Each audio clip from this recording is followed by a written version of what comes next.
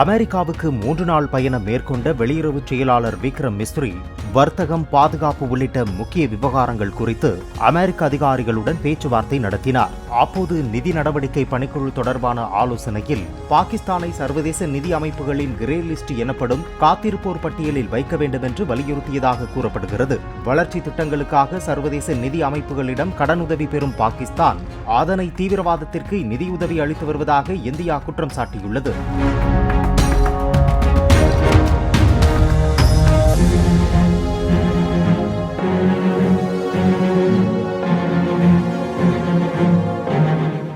Play store மற்றும் app ஸ்டோரில் இருந்து பாலிமர் செயலியை QR கோடு மூலம் பதிவிறக்கம் செய்யுங்கள். செய்திகளை உடனுக்குடன் பெறுங்கள்.